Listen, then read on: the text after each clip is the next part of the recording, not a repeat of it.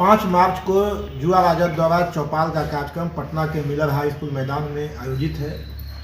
उस कार्यक्रम को निमंत्रण देने के लिए हम मधेपुरा में आए हुए थे और मधेपुरा के युवा साथियों ने भरोसा दिया है कि बड़ी संख्या में यहाँ से युवा 5 तारीख को मिलर हाई स्कूल पटना में पहुँचेंगे। युवा चौपाल में हम लोग युवाओं से बात करेंगे। बिहार में डबल इंजन की सरकार चल रही है और उसी डबल इंजन के तहत काम करने वाली नीति आयोग का रिपोर्ट आया है कि बिहार हर मामले में देश के सबसे नीचे स्थान पर है।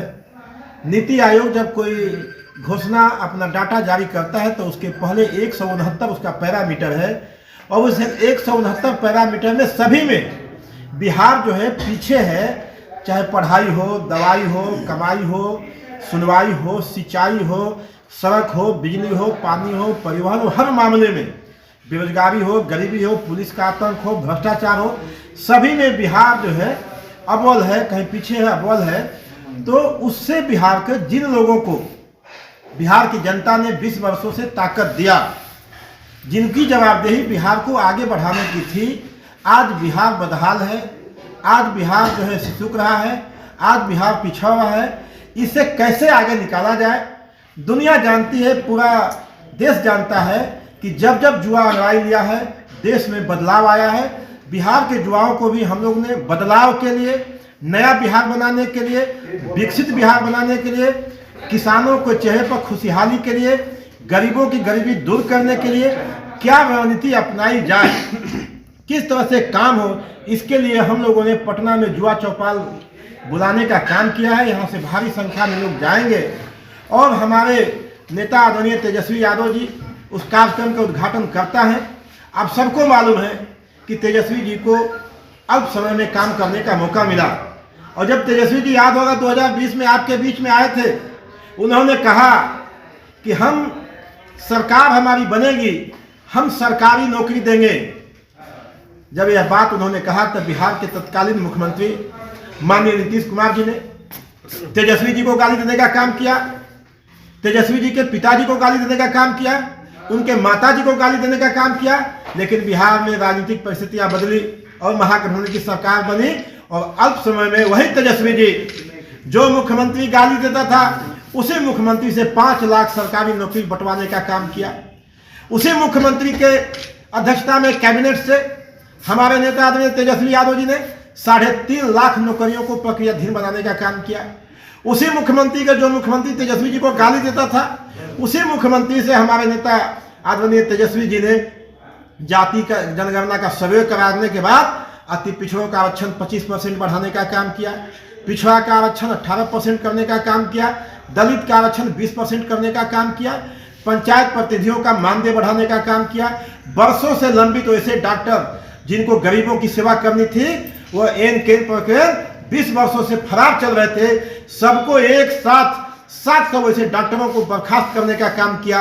मिशन 60 के तहत स्वास्थ्य विभाग में काम किया है। यानी अल्प समय में जो उन्होंने काम किया है इसके लिए बिहार का नौजवान, छात्र, मजदूर, किसान मौका बनाया है कि जो व्यक्ति मात्र 17 महीना में इतना काम कर सकता है, अगर उसको हम लोग 5 साल का मौका देंगे तो बढ़ता हुआ बिहार होगा, बेरोजगार विहीन बिहार होगा, गरीब विहीन बिहार होगा, बिहार में खुशहाली आएगी। इसलिए नौजवान 5 तारीख को आएंगे और तेजस्वी प्रसाद यादव जी को बिहार के मुख्यमंत्री बनाने के लिए, महागठबंधन की सरकार बनाने के लिए, बढ़ते हुए बिहार बनाने के लिए, उजाला बिहार बनाने के लिए, बिहार को गरीबी मुक्त करने के लिए संकल्प के साथ तेजस्वी जी के नेतृत्व में नई सरकार बनाने का संकल्प लेंगे।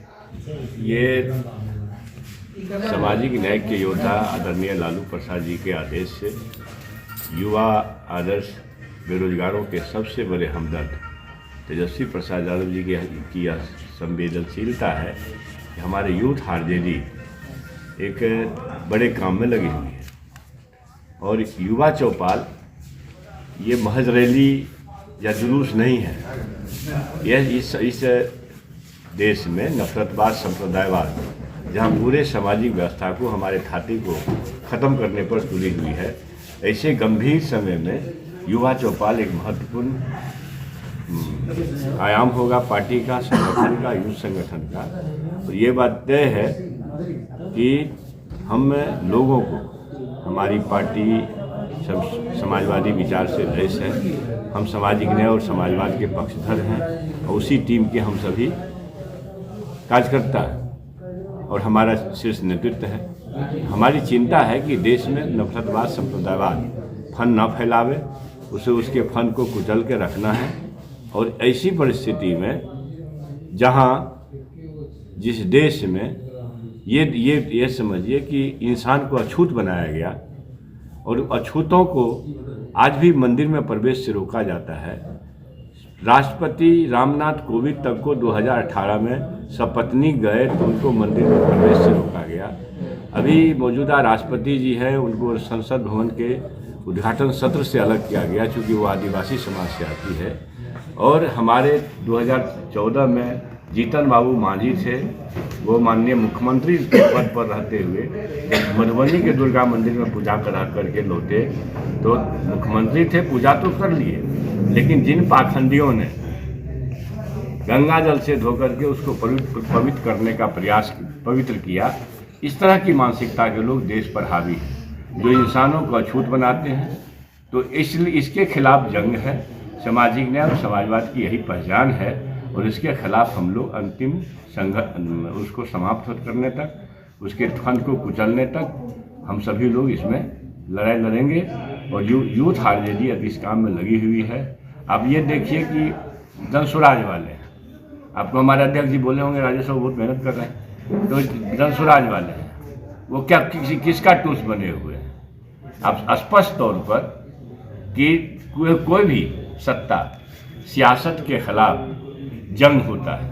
तमाम विपक्षी पार्टी, चाहे 74 का आंदोलन हो या देश दुनिया का कोई भी परिवर्तन की लड़ाई हुई हो, चाहे चीन की माओ से तुंग की लड़ाई हो, लंबी छलांग हो, चाहे ब्रिटिश हिस्ट्री को पढ़ लीजिए, सारे संघर्ष, सारी लड़ाइयाँ स्थापित सत्ता के खिलाफ होती है।